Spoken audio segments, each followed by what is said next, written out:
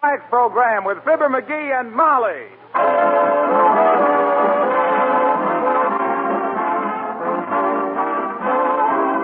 The makers of Johnson's Wax and Johnson's Self-Polishing Glow Coats present Marion and Jim Jordan as Fibber McGee and Molly, with Bill Thompson, the King's Men, and Billy Mills Orchestra. The show opens with I Got Rhythm.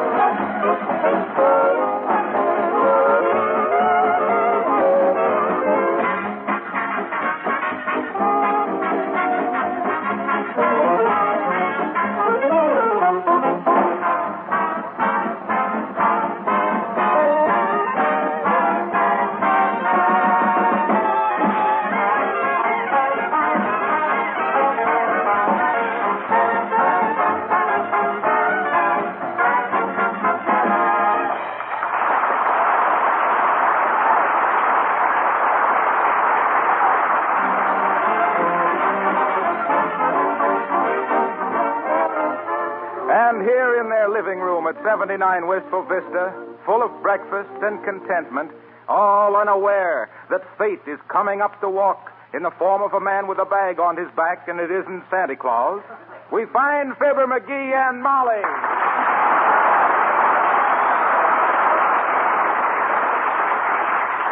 Now, look, McGee, while I do up the breakfast dishes, why don't you take the car down to the garage and get that noise taken out of it?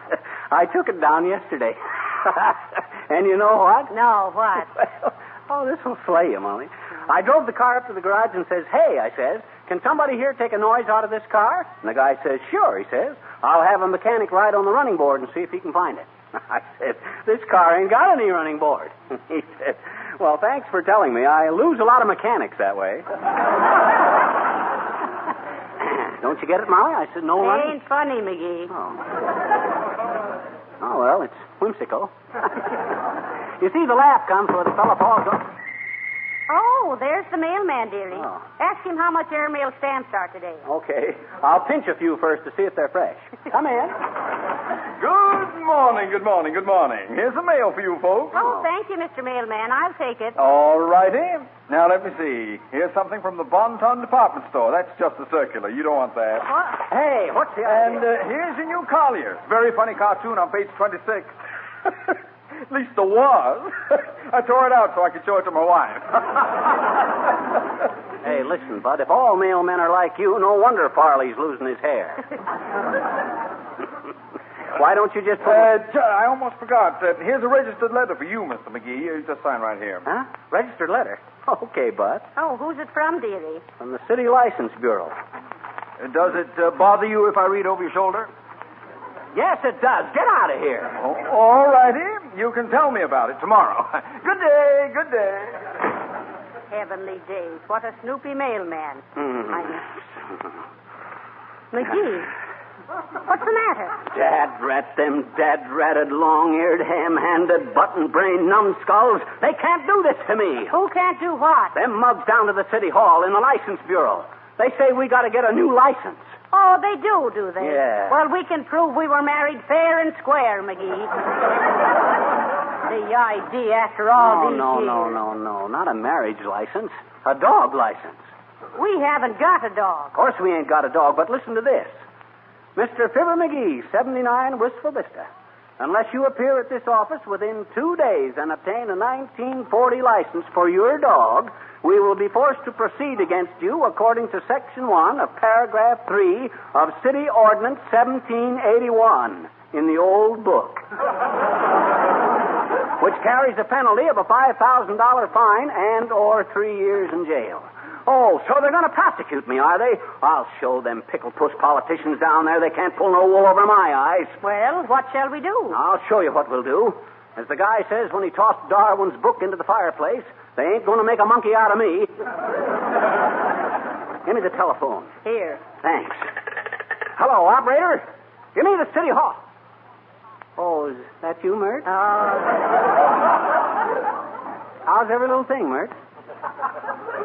What's that? Your little 10-year-old brother. Come staggering home plastered. Really got pie-eyed, eh, Mert? Oh, how disgraceful. No, the kid was in a pie-eating contest and got so plastered up with lemon meringue he couldn't see where he was going. What say, Mert? Oh, never mind, Mert. I'll try it next week. Thanks. Couldn't you get to City Hall? Nope. Mert says them politicians down at the City Hall are so rushed these days you can't get a call through. Well, why are they so rushed? It's all on account of Izzy. Izzy who? Oh, you know. Is he going to run for a third term? Is he going to announce it soon? Is he playing possum? All stuff like that there. I see. By the way, is there any law against a third term, dearie? Nope, just tradition. Oh, just tradition. Yeah, and you know what that means. A tradition is an unwritten law that nobody dares to bust. On account of if they do, it'll be made into a written law, and somebody's liable to repeal it, and then the fat's in the fire. You can't repeal a tradition. Say, that ain't bad. Remind me to write that down. It is written down. Where'd I write it? You didn't write it, you read it. Oh.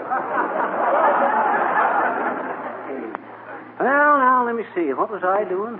Oh, yes, that dog license. Dad rat them guys. We ain't had a dog for 7 years. Oh, has it been that long? Well, I think so. See, now, we got that pup in 1912. Uncle Dennis dropped in for 2 days in 1922. Went home again in 1927. We started work for Johnson's Wax in 1935. Got our first belly laugh in 1938.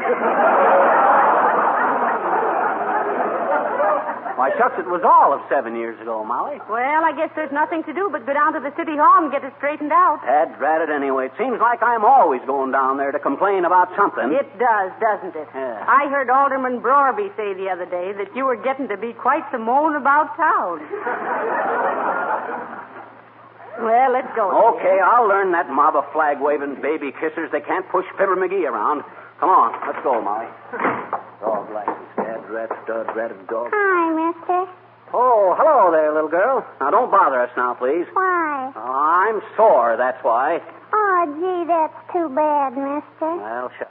If you weren't so big and I wasn't so little and we had a place to sit down, you could sit on my lap and tell me all about it. And if liver wasn't so good with bacon, we'd eat more eggs. Now, run along, Hey, sis. hey, mister, hey. What? Hmm? What do you want, sis? We're in a hurry. I got a Esther bunny. You mean Easter? No, Esther. That's his name. Oh. I got Esther for Easter. Did your mother buy it for you? Sure. I asked her for Esther for Easter. Reminds me of the time I was in Panama, sis. I crossed the isthmus on Christmas on business.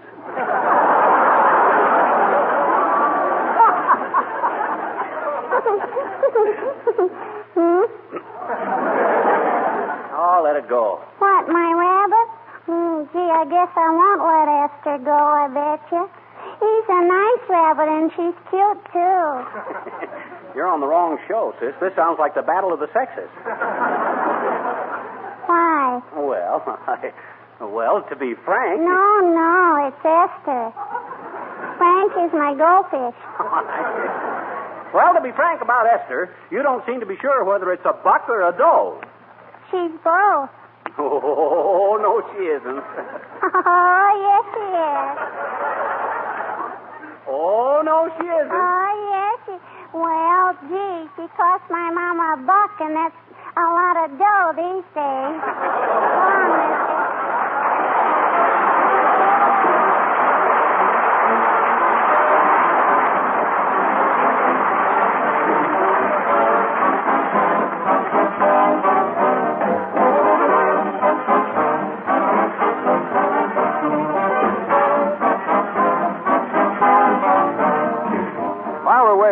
for Fibber and Molly to return, I'd like your attention for just a minute. How many times during the year do you ask yourself, where does all this dust come from anyway? Well, dust comes from a lot of places. In your home, it comes mainly from the outdoors. Dust blown up from the fields and the streets and carried inside on shoes and clothing or by the breeze. Now, if you could live in a hermetically sealed house and never go outside, you could keep this dust out. But obviously you can't do that. What you can do is to protect your floors, furniture, and woodwork with genuine Johnson's wax. Dust cannot cling to a gleaming Johnson wax surface. Scientific tests have proved that when floors, tables, windowsills, picture frames are Johnson waxed, only half as much dust collects there. This means less work in dusting, and it means also that your entire home is always cleaner, more beautiful. Genuine Johnson's wax, paste or liquid, performs the double duty of protection and beauty. Order some tomorrow.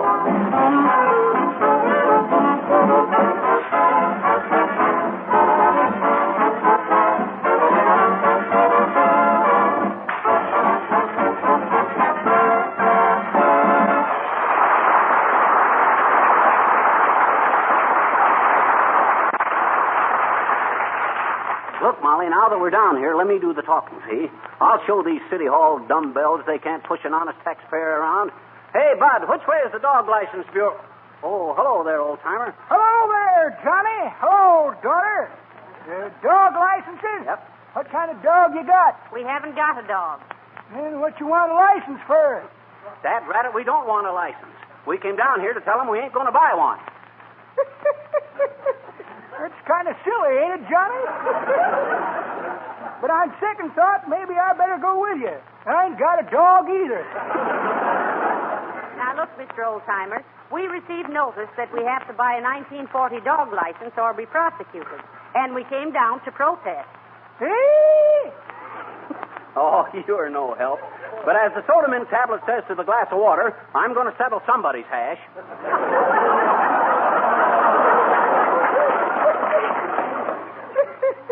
That's pretty good, Johnny. But that ain't the way I heard it. The way I heard it, Bob Hope says to Jerry Colonna, says, is it true that thousands of dentists recommend our toothpaste? Yep, says Colonna. That's what they keep telling them down at the orifice.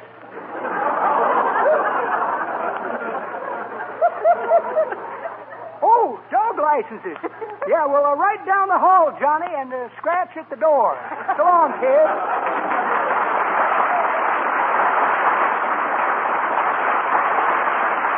Scratch at the door. Why, that old stupo. Well, here's the license bureau, McGee. Okay. Hold my coat while I roll up my sleeve. Oh, no, McGee, please. Well... Let's try to settle this thing peaceably. Besides, you might get hurt. Oh, well, all right. But remember, you talked me out of it. And the first wisecrack I get from one of these guys, wham, you sock him with your purse. Now, wait, McGee. Promise me you'll keep your temper. Well... You frighten me when you fly into these rages. After all, you know, you're the killer type. Am I really? Gee. Well, come on. I'll try to control myself. Something for you, sir? Marriage license, building license, hunting or fishing license? Nope, dog. And we haven't got a dog. Oh, then you want a license for a dog you're planning to get, is that it? No, it isn't. We haven't had a dog for 7 years, and we don't want another dog. Well, then why, madam, do you wish to get a dog license? Dad, rat it, we don't want to get a dog license. That's what I come in here to tell you. Now, excuse me, sir, but if every citizen came in to tell us he didn't want a dog license... Oh, answer the phone. Just a moment, please. License Bureau. Yes, madam. Yes, dog licenses are $2. Why, of course, I think you should have a dog. No, they're no trouble at all. What? Why, certainly not. Oh, what if they do track up your kitchen linoleum? Just try a little Johnson self-polishing glow coat and see how it protects the linoleum against dirt and scratches. What? Johnson's Glow Coat. GLO-COAT. It requires absolutely no rubbing and no buffing. You just pour it on, spread it around, and let it dry. Oh, don't mention it, madam. Can I expect you in tomorrow for a dog license? Oh, that's great. Good day.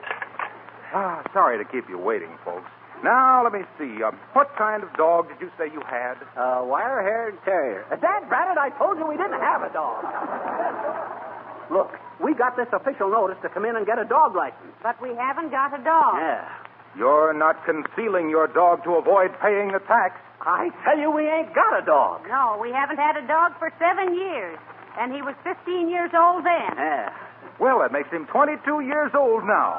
Remarkable age for a dog. You must be giving him wonderful care. But for the last time, we haven't got a dog. We just come in here to protest against this notice. And we refuse to buy a license for a dog we don't even own. Oh, so you don't own the dog. Who does then? Nobody does. That's Braddock anyway. Oh, I see. A stray dog. Well, you'll still have to take out a license for him. Now, listen here, my fine feathered friend. If you think for 1 minute that you... Now, McGee, temper. Oh, but look, Molly, they can't do this to me. I'll take this up with the mayor himself. I'll take it up to the United States Supreme Court. Yes, I'll do better than that. I'll tell Walter Winchell. Oh, no. Mark my words, Bud, you ain't heard the last of this. I'm sorry, sir, but it's the law. Every dog must be licensed. And I regret to say it, sir, but I don't think you're the type of man who should be permitted to have a dog. Good day.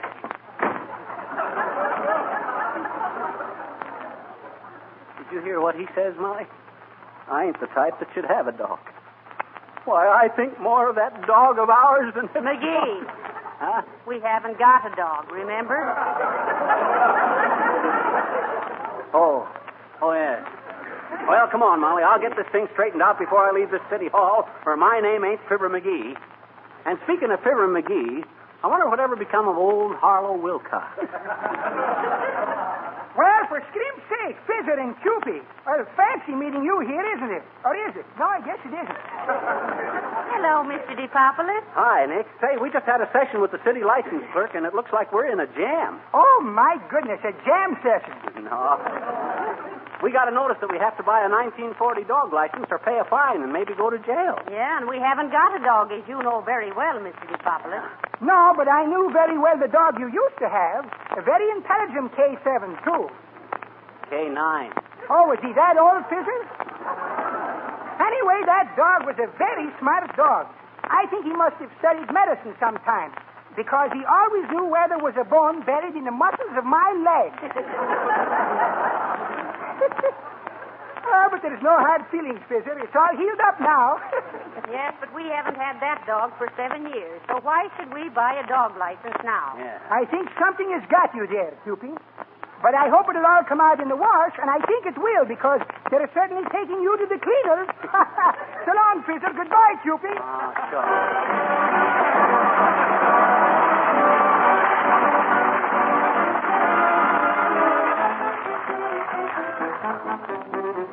The King's men sing Old King Cole. Old King Cole was a merry old soul, and a merry old soul was he.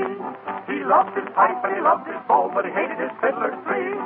Fiddle-diddle-dee with the fiddle, fiddle-diddle-dee with the viol. Fiddle-diddle-dee with the big burly bumbo, fiddle-diddle-diddle-dee. Fiddle-dee, fiddle-dee, Fiddle-dee with the fiddle-diddle-dee. When old King Cole took his morning roll in his cup of hot coffee, his meal was lost and his temper crossed by the terrible fiddler's tree. Fiddle-diddle-dee went fiddle, fiddle-diddle-dee went the viol. Fiddle-diddle-dee with the big bass fiddle, fiddle-diddle-diddle-dee. Fiddle-dee, fiddle-dee, Fiddle-dee with the fiddle-diddle-dee. when old King Cole to the parlor stole for a nap on the royal settee, he heard the noise of those awful boys, those horrible fiddlers three. Fiddle-diddle-dee went the fiddle, fiddle-diddle-dee went the viol. Oh, fiddle-diddle-dee went the big burly bumbo, fiddle-diddle-diddle-dee. Fiddle-dee, fiddle-dee, Fiddle-dee with a fiddle-diddle-dee. the old King Cole, if he went for a stroll in the garden after tea, was at once pursued by the breathless brute, those maddening fiddlers three. Fiddle-diddle-dee went the fiddle, fiddle-diddle-dee went the viol. Fiddle-dee, fiddle-dee, Fiddle-dee with the fiddle-diddle-dee. said old King Cole, I will shoot a hole right through those fiddlers three. He pulled the trigger and the good old gun discharged the fiddlers three. Fiddle-diddle-dee went the fiddle. Fiddle-diddle-dee went the viol. Shot through the middle was the big bass fiddle.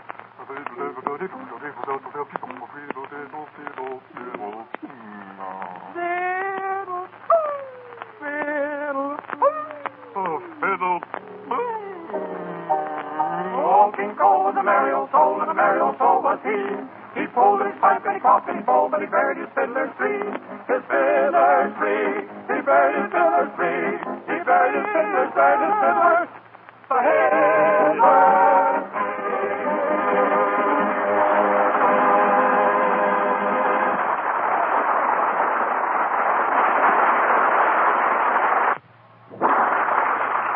Well, we haven't made much progress, dearie. I know. I got a good notion to go back and argue with that license clerk some more. No, I don't think it's worth all this fuss, McGee. Well, They can't really send you to prison for not having a dog license for a non-existent dog.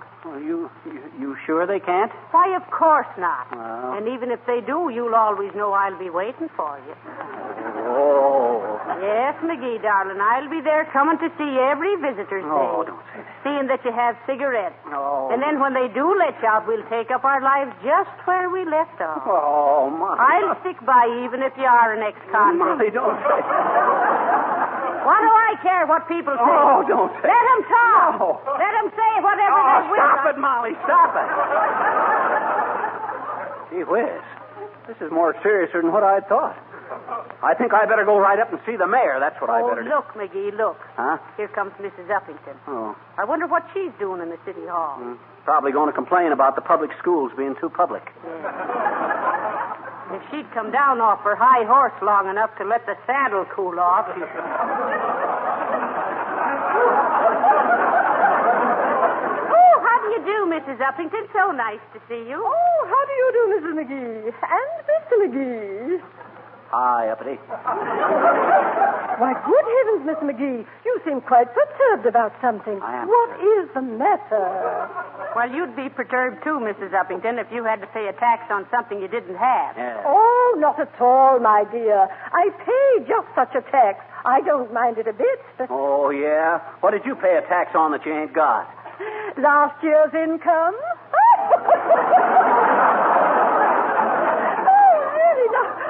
Say, wasn't that clever of me?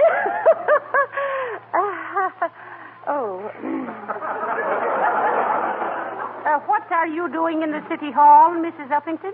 Oh, I'm just looking up some of the early historical facts about Wistful Vista, my dear.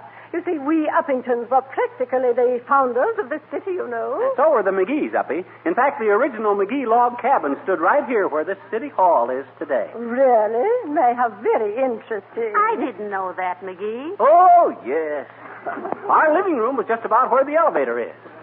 Our kitchen was right over there, the bedroom on the left here, and our bathroom... Well, can you imagine that?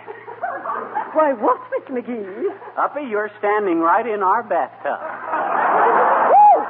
Oh, dear. Oh, now, please, Mr. McGee, don't do that. Oh, goodbye.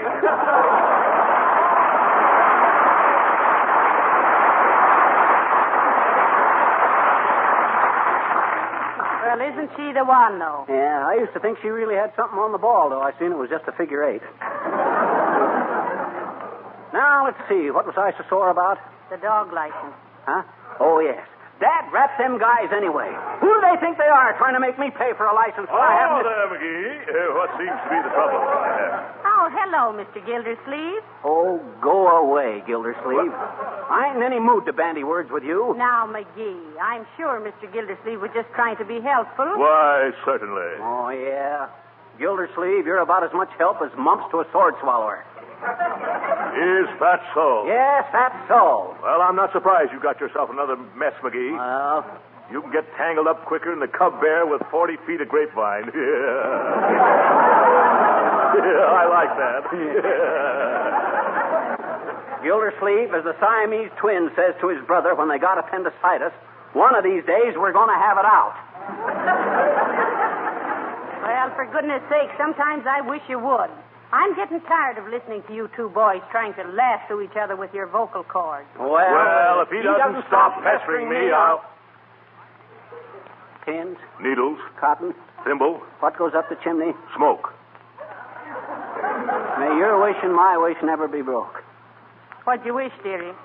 I wish that Gildersleeve would go away. That's what I wish. All right for you, McGee. But by George, one of these days you'll be sorry. Wait till you try and borrow my bow and arrow again.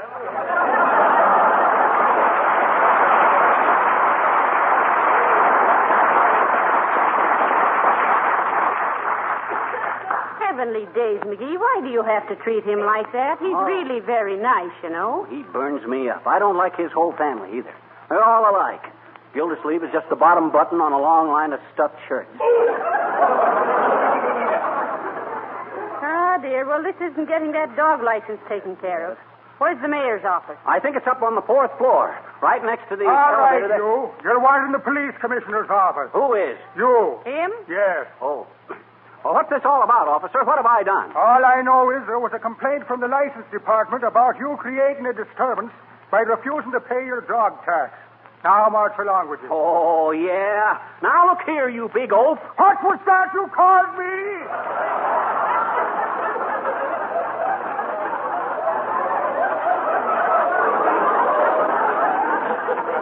Oaf. Off, eh? Yeah. Is that something bad? Certainly not. An oaf is a very valuable thing. You know the old saying, officer. Half an oaf is better than none. None of your blarney now, McCushler. Well, come along with you to the commissioner's office. And, no, wait a moment. Me shoes untied.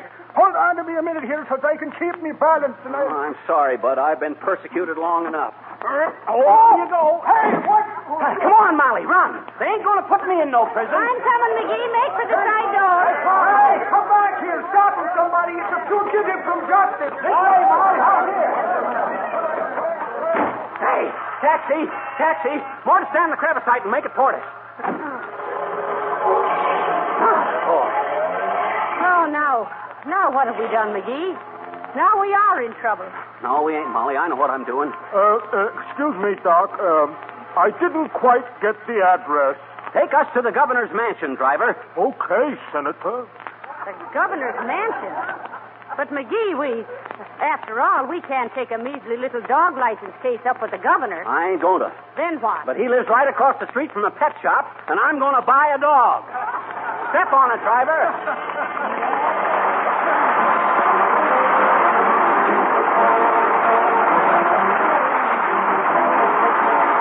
Before we continue, I'd like to take you for a moment on an imaginative journey to a well-known nursery school. The children are playing at their various projects, having a time of their lives. See how clean the walls and windows are, and look at the floors. They're covered with linoleum rugs as fresh and bright as the day they were bought. Now let me read you a letter we just received from the head of this school. I have been using your wonderful glow coat for the linoleum rugs on my nursery school floors for the past 5 years. Mothers have remarked so many times that our floors look spotless and just like new. Of course, they do, because I use glow coat on them once a month. I feel so grateful for this easy way of preserving my linoleum and always having a clean, bright school that I recommend glow coat to all my friends.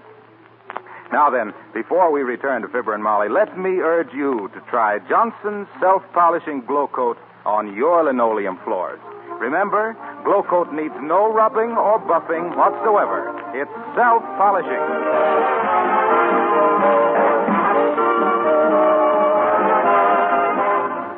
Well, I didn't buy the dog, Molly, after all. Well, what made you change your mind, dearie? Oh, I got to thinking it over, and I decided $2 a year for a license plus 2 bits a day for a hamburger was too much, so I just bought the license.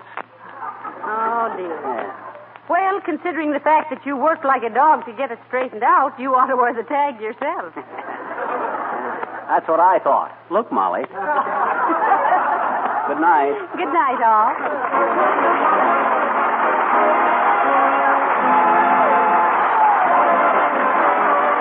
This is Harlow Wilcox, speaking for the makers of Johnson's Wax and Johnson's Self-Polishing Glow Coat, inviting you all to be with us again next Tuesday night. Good night. This is the National Broadcasting Company.